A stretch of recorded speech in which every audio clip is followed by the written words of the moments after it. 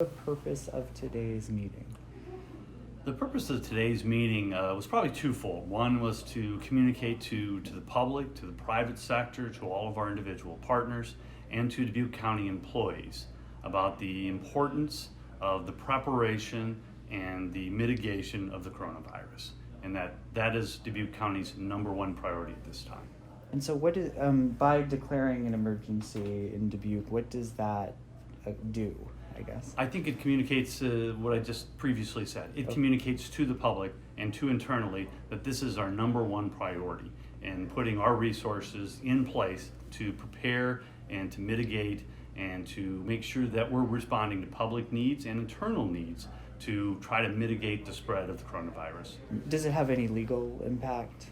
There's precedent for it. So there's precedent related to natural disasters and floods and others. And there's many precedents, obviously, when the President of the United States declares emergency, when the governor of the state of Iowa declares emergency. This is just a county declaration as well. Okay. And then,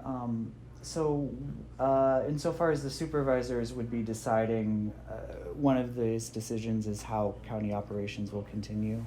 Yes, and so we're in a change, and the other reason for the declaration is that's prepping the public and the internal that there will be changes. There will be changes in service, there will be changes in processes, and there will be changes in activities that we do, all in hoping to keep the community more safe. And so one of those things might be the operations of the courthouse?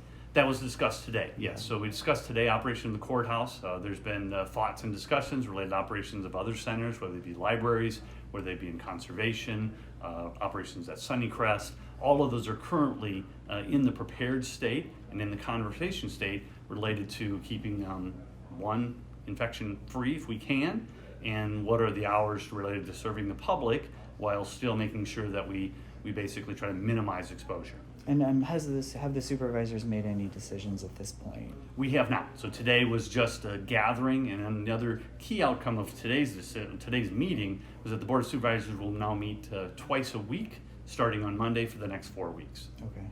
And then in terms of department heads, are at this point, is it being left up to them to determine working arrangements with employees? And those are things that we'll discuss next week. Okay. And so the plan is that the Board of Supervisors, along with the department heads and personnel, will give guidance related to employees' work schedule, related to their flexibility, related to the open or change enclosures to our facilities.